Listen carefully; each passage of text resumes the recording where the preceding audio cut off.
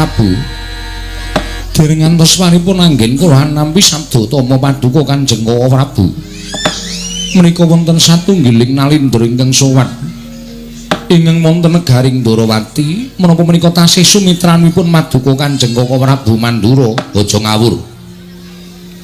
Pun kakang ora nate duwe sumitra wujuding nalindra tlatah sabrang Kresna timbal napa wigatine dene sowan ngabiyantara Sang Hyang Prabu Ndorowati. Sajaiki nalindra sugih brewu mlegedu. Wah, sawangen sandhangane sarwa Mas Mutiara Jamrut Hergeni. Monggo Drijilima dinggoni ali-ali kabeh. Wah, katon nek sugih mlegedu kasinggihan Koko Prabu Timbalana Kresna. Yen pancen wigatine apik, si adhiku tunggu Wibawa Leksana, nanging yen to bakal gawe geger sarta mung bakal kowe bebudhek banyu bening kahanan negara Ndorowati, aja melu-melu pun Kakang dhewe bakal mundurake. Koko Prabu kasinggihan mekaten. Lenggah ingkang langkung prayogi Koko Prabu. Ya. Kisana sampun kinten kula tumambu yekti saweg sepisan menika kula wanuh. Panjenengan menika nalindra saking pundi sinten jejulukipun Kisana? Kisana sampun kinten kula tumambu yekti saweg sepisan menika kula wanuh. Panjenengan menika nalindra saking pundi sinten jejulukipun Kisana? Kisana panjenengan menika nalindra saking pundi sinten jejulukipun lan wonten wigatos menapa rawuh wonten ing papan mriki Kisana? Koko Prabu, nggih. Nuwun sewu, kok mboten atur wangsulan, sampun kula dangu wungsal wangsul. Mbok menawa si Adi rada seru nggone paring pangandikan. Mergo tak sawang kupinge ratu iki ditindik pirang-pirang nggon. Kekebaan anting-anting dadi mbok menawa bolongane kuping ketutupan. Ora krungu sajae. Kisana panjenengan menika nalindra saking pundi sinten jejulukipun Kisana kepareng kula aturi paring dawuh. Kisana Koko Prabu menawi netranipun menika mendonong nanging nuwun sewu kok mboten wangsulan. Mbok cobi dipun jawil Koko Prabu. Ya. Wah wonten dawuh. Wah damel kaget lha sing manah kula. Gawe kaget piye? Wah kula menika nedeng ngrantu dhateng sabdanipun Sinuwun Prabu Ndorowati. Lho, kok ngrantu piye to? Kowe iki wis ditimbali bola-bali. Lho, menapa sampun? Wis. Waduh, mboten mireng. Nyuwun pangapunten. Sinuwun kula aturi ngambali pangandika panjenengan.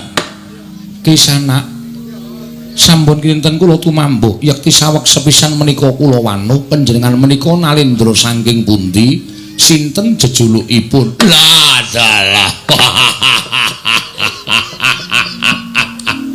Menawi paduka dangu kalian kula, inggih pangestunipun kula sowan menika namung ijen kemawon.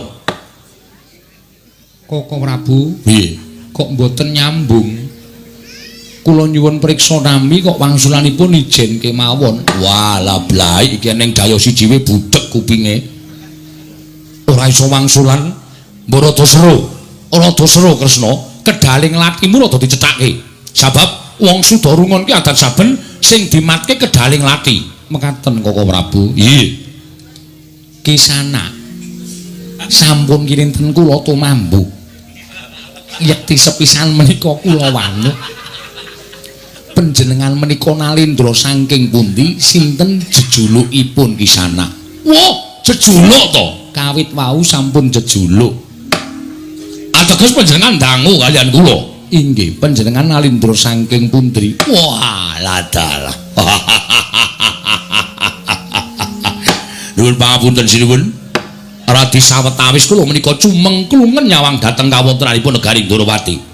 Mboten nginten babar pisan manwi kula menika saged dumugi wonten negari Ndorowati, mila kula menika gumun.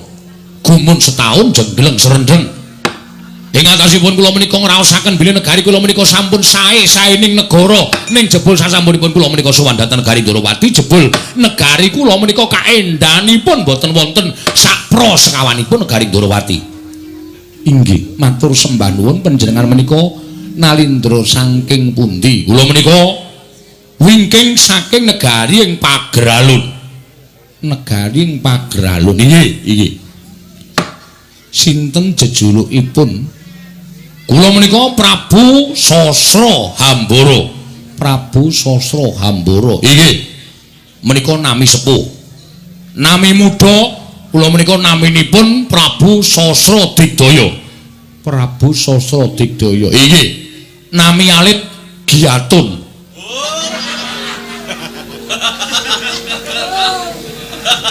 Mekaten nggih. Namung samangke sakmenika sampun dados Prabu Sasra Hambara. Prabu Sasra Hambara. Inggih, kasinggan mekaten. Kula nuwun sewu menapa kula menika sowan dhateng ngersanipun Sinten Prabu Ndarawati.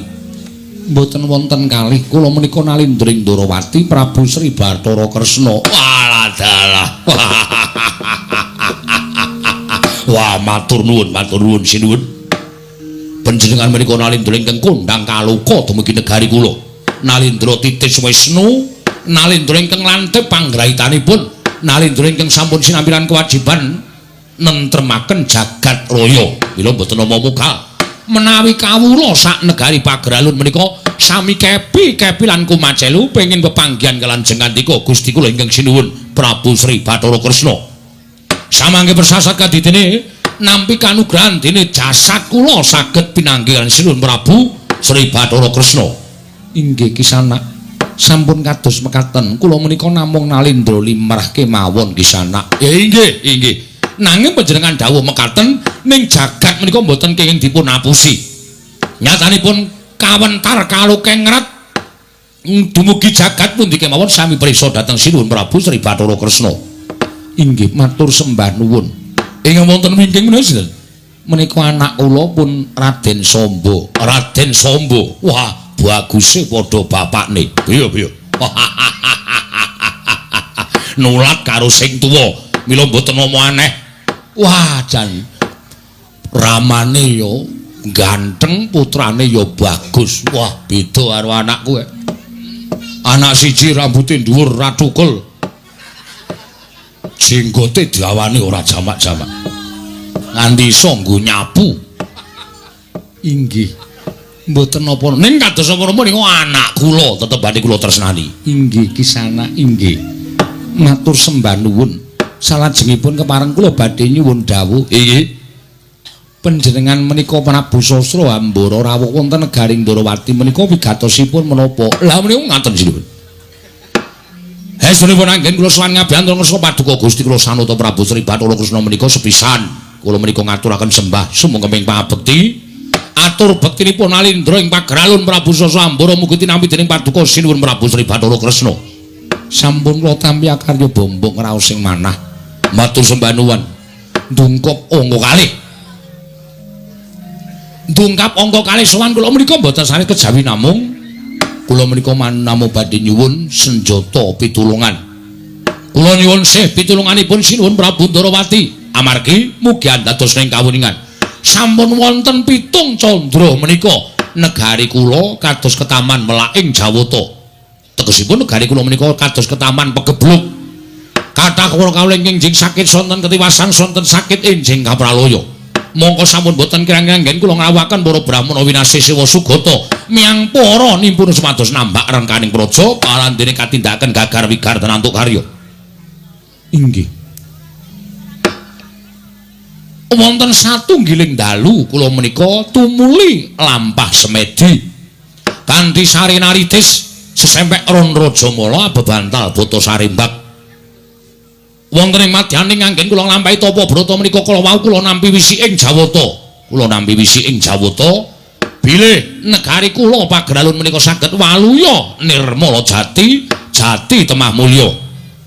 Menawi kedah saged tinumbalan pusaka ing Ndarawati nggih menika ingkang nami Sekar Wijaya Kesuma. Diweji. Ing kagaduhan Sekar Wijaya Kesuma menika namung paduka Gusti kula ingkang sinuwun ing Ndarawati mila sowan kula menika wonten suka lilaning penggalih wonten wulunging penggalih paduka Gusti kula ingkang sinuwun kula nyuwun ngampil Sekar Cangkok Wijaya Mulya badhe kula boyong dhateng negari ing Pageralun kinarya tumbal wadaling praja supados negari kula menika wangsul ayem tentrem niring sambikala. Menawi Gusti kula ingkang sinuwun menika bingung utawi panjenengan menika sakmangke menika badhe owel agengipun panjenengan menika nyuwun liru kula aturi paring dawuh dipun lintoni menapa kula sagah panjenengan sampun nyawang kula menika namung Nalindra alit nanging kula menika ratu sugih mblegedu kula menika ratu sugih bondo kula seprapat jagat menawi namung kinarya lintu Sekar Wijaya Kusuma kemawon boten badhe telas monggo kula aturi ngrobaki bondo kula aturi nelasaken kula boten badhe awol waton paduka paring ngambil Sekar Wijaya Kusuma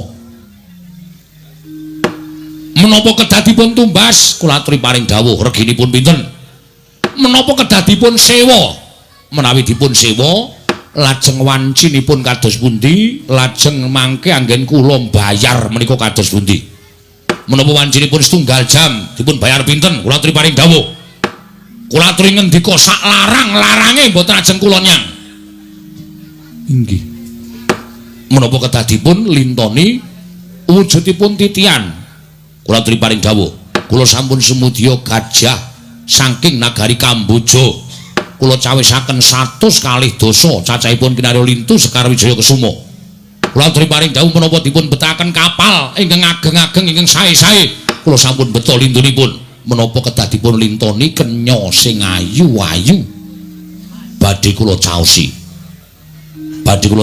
negari kula menika kathah kenya ingkang tasih prawan-prawan tur ayu-ayu kinarya selir paduka supados paduka menika saya jayeng bawana saya ketingal sae lan saya ketingal pinunjul menawi lenggah dampar jinajaran kenya ingkang cacahipun 100 kawan dasa kula paring dawuh nanging sinuwun nyuwun pangapunten kraya-raya kula swandadan negari Ndarawati menika menawi atur kula mboten tinampi setunggal kemawon dipun lintoni raja kaya mboten dipun parangaken dipun tumbas mboten dipun parangaken dipun sewa mboten dipun parangaken dipun lintoni titian mboten dipun parangaken malah kula lintoni kenya sing ayu-ayu ora dikeparangake nyuwun pangapunten ateges panjenengan nowel maringaken Sekar Wijaya Kusuma dhateng kula tinimbanganipun kula menika wangsul dhateng negari kula menika namung badhe dipun isin-isin kaliyan kawula kula dene kula golek tamba kanggo negara kula ora kelakon awulung kula mati teng mriki kula wujudi mila atur kula ingkang pungkasan menawi paduka Gusti kula ingkang sinuwun boten marangaken Sekar Wijaya Kusuma menika kula boyong wonten negari ing Pageralun kula aturi jaga jagang sing gero beteng sing kandel kula aturi sedya senopati sing gamben sing ampuh kula boten badhe wawang nyawang senopati Ndarawati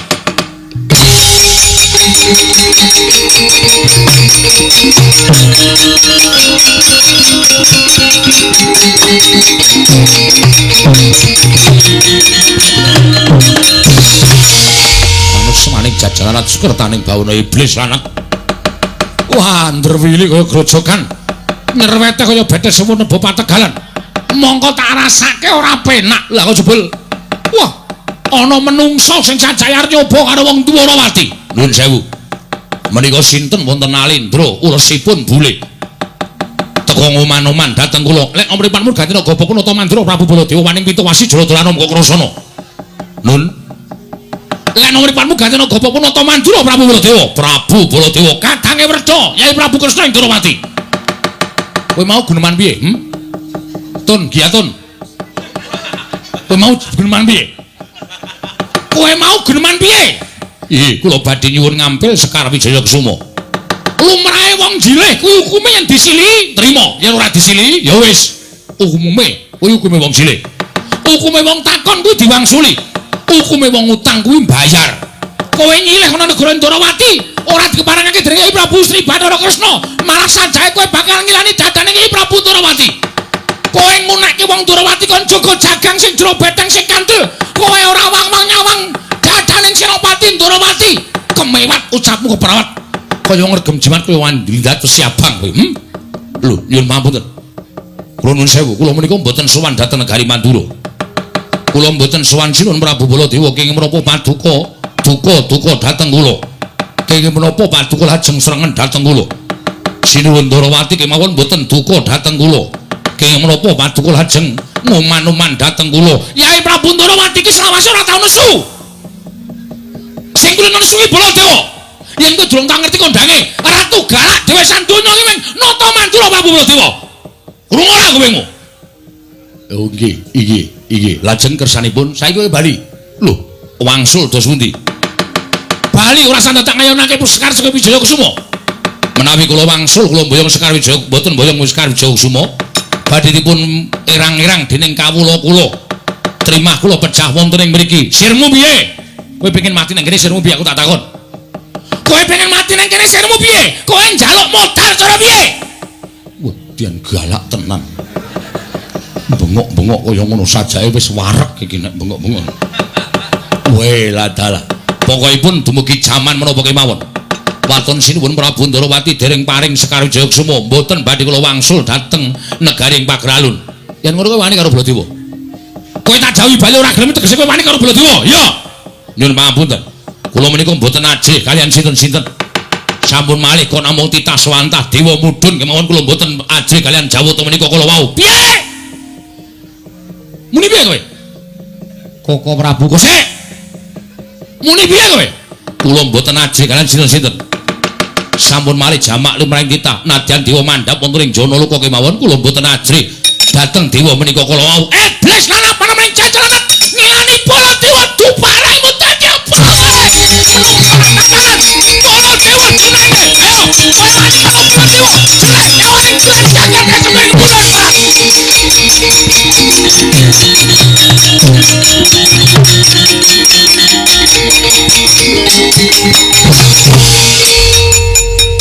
Setyaki ngopo? Linggo kok dibruk-brukke iki ngopo? Kula ajeng nyuwun priksa. Kowe arep nyuwun priksa apa? Senopati Ndarawati menika sinten? Setyaki. Yen ana parang muka kewajibane sapa? Kewajibane Setyaki. Kaya menapa sing ngrampungi parang muka kok Prabu Mandura? Nek ngono kok Prabu Mandura kuwi wis nyepelekke karo Senopati Ndarawati. Samangika ngaten kemawon. Mungsuhe Koko Prabu Baladewa dudu ratu niki wau ning mungsuhe Setyaki. Lah kok sik to. Kowe kok malah mbebudhek banyu bening kahanane piye? Setyaki Koko Prabu ingkang tumindak kaya mengkono mau merga gedhening tresnane kelawan panjenengan ingsun. Mula kang sanga kuwi Setyaki wonten timbane ngadhawuh. Ndak jaluk sira metu luwih dhisik. Awat-awatono Koko Prabu Mandura. Yen to nganti ketemper yudane mungsuh Prabu Sasra Hambara siade ndak keparengake lumawan marang Nalindra iki mau. Lho niki ngestuaken dawuh samenika. Saiki tak lilani kowe metu saka ing pasewakan nyuwun pamit tambah pangestu. Sing ati-ati aja kaya bocah cilik Dimas Haryo Setyaki.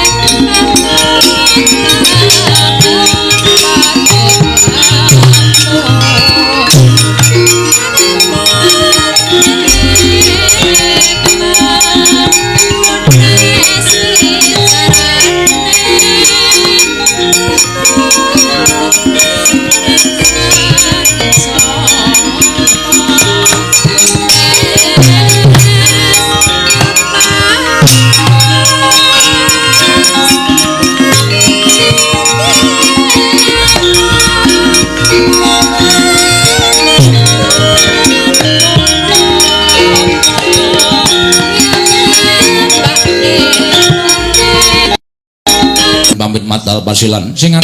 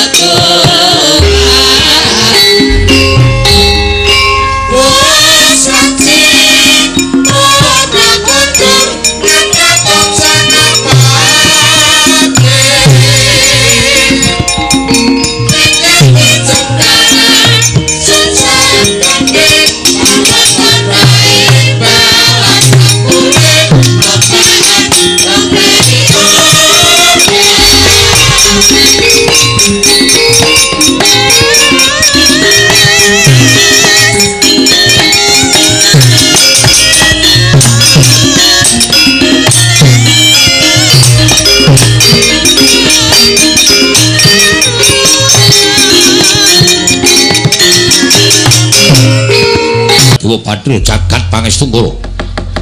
Togok wonten dawuh sinuwun. Bilung dalem Bos. Aku wis kelakon mlebu ning negara Ndarawati kok. Nggih kula nggih pun sumerep. Kula wis weruh nek sampeyan pun iso sowan sinuwun Prabu Ndarawati. Apa ingin dadi wigatiku wis tak aturake marang sinuwun Prabu Ndarawati.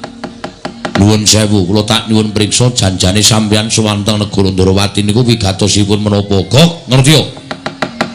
Yen aku bakal nyuwun ngampil Sekar Wijaya Kesuma.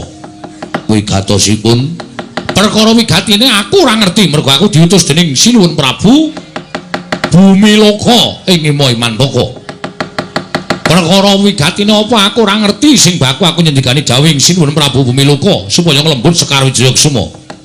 Terus kanthi aku pawadan negaraku taman pegebluk kabeh mau mung dadi alasan mung dadi samudana yen to negaraku taman pegebluk sejatine niatku ya mung kepengin boyong Sekar Wijaya Kesuma.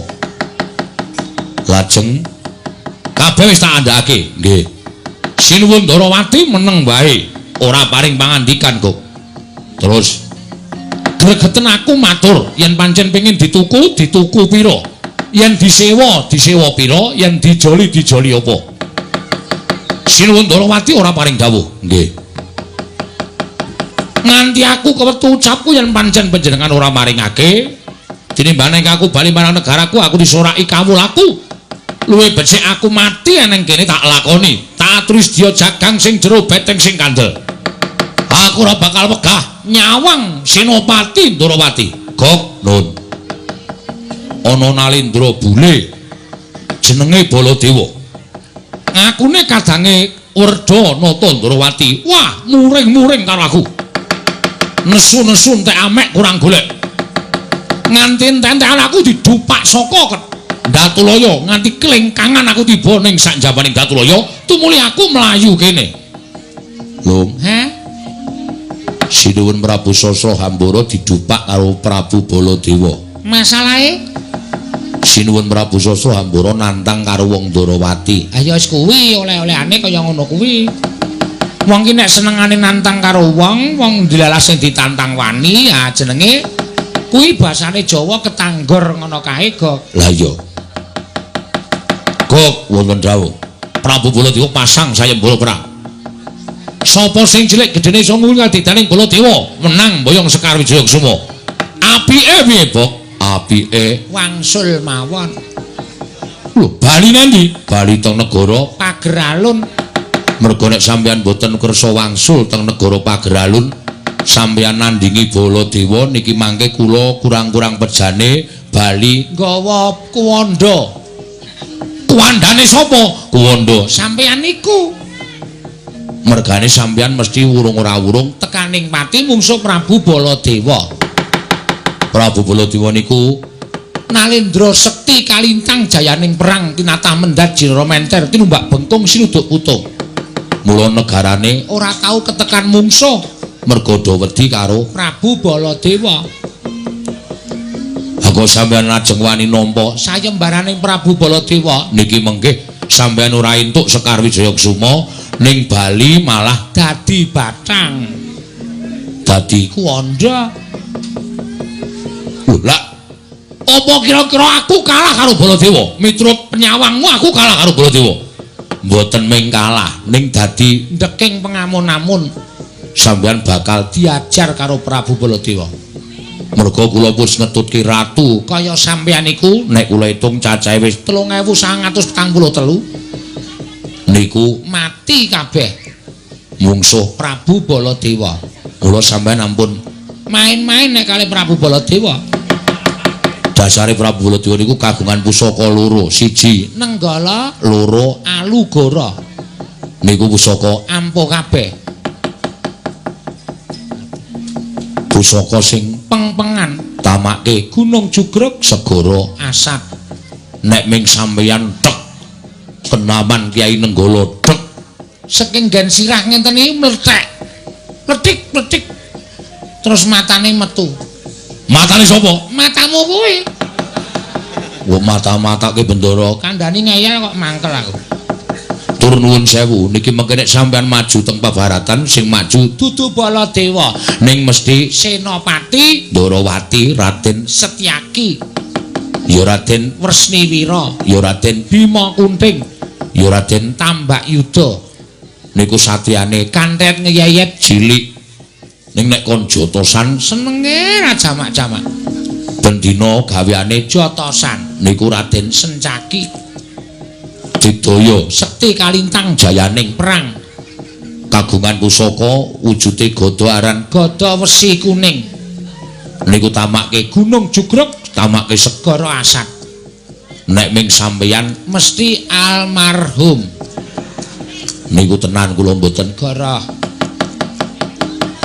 yen Sencaki mbelani Baladewa tak pateni sisan kok aku ora wedi karo wong Ndorowati nuwun sewu Sencaki mati Baladewa mati saka tangan sampeyan upama lho niku upama sampeyan iso mateni Baladewa iso mateni Sencaki niku mengke sinuwun Prabu Ndorowati ora trima monggo sinuwun Prabu Ndorowati niku ora tau perang nek gelem perang medeni kagungan pusaka arane Kiai Cakra Baskara niku pamunahing satru sekti kagungan pusaka inggih menika panah sing disimpen teng Kanjeng Gelung jenenge panah Kiai Kesawa panah Kiai Kesawa panah Kiai Kesawa kekuatane Kiai Kesawa niku nek dijawil kali Sinuwun Ndorowati ilang wujuding nata Ndorowati dadi buta niki sing dipajang niki gede banget niku sampean wani apa kare niku didak pisan modar lho apa engko Ratu Ndorowati bakal dadi kaya ngono nggih mboten apa-apa ning tambah biayane lho kok tambah ki ngopo wong kewajiban kok ya nggih ming delok-delok mengke ajeng dadi napa mboten ngoten ngono ya kok nggih ning aku tetep ora bakal mundur aku tetep ora bakal wedi nadyan Prabu Baladewa Setyaki yen perlu kresnane sisan aku ingkang bakal ngendarat dawuh Sira Prabu Bumiloka saka ning Wimantaka yen aku ora keduga nggawa Sekar Wijayamulya watone iso nggawa batanging Ratu Ndorowati aku bakal diparingi ganjaran sing tumpuk matumpa-tumpa piye Lung mustahil ora bakal kelakon ibarate cecak nguntal cagak cebol nggayu wulan wuta ngitung lintang tange kelakone cepak wurunge kok arep nggawa kuwandaning Ndorowati ki nuwun sewu panjenengan menika menapa panjenengan menika ming nalindra lumrah gak Sinuwun Ndorowati niku titising Sang Hyang Bathara Wisnu kok ajeng mangsedani niku nek cara kula rak mboten ajeng kelakon to niku mokal kelakone Togok wonten dawuh ora sagakan gunung tanpa guna sing dadi nyatane bareng paduka Gusti kula ingkang sinuwun tak tandingane wong-wong Ndorowati durung ngerti kridaning Prabu Sasa Hambara aku jago wiring kuning ning negaraku pengen nyoba kadidane nalindra ing pagalun ning kene kelakon penjangane wong-wong Ndorowati kados-ados sinuwun yo kok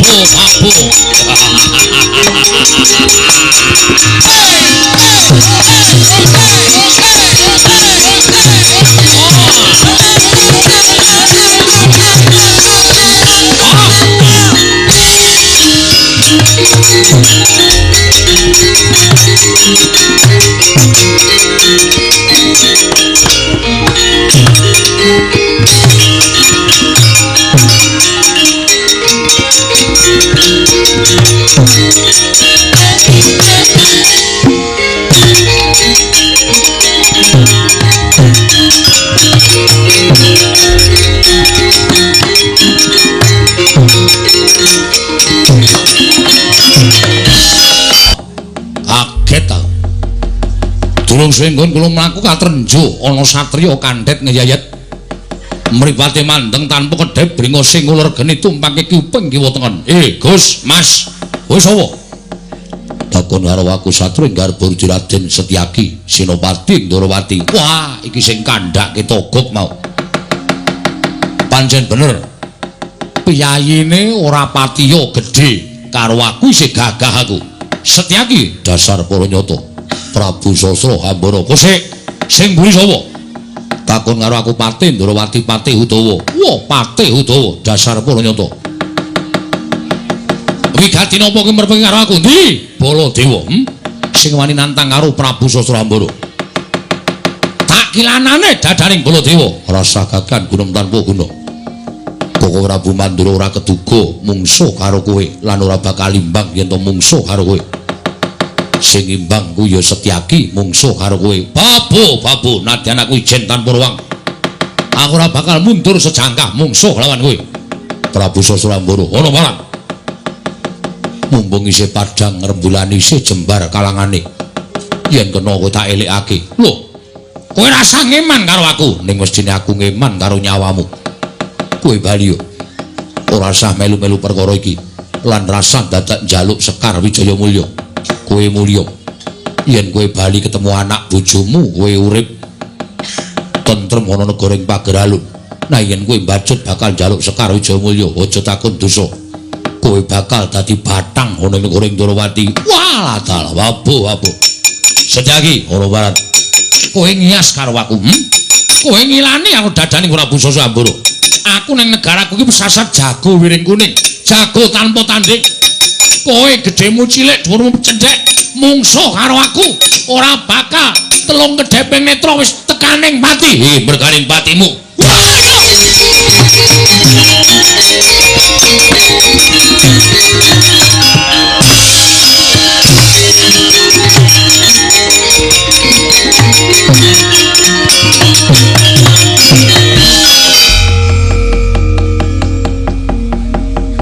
Ratu kaya manuk pentret ngono kok.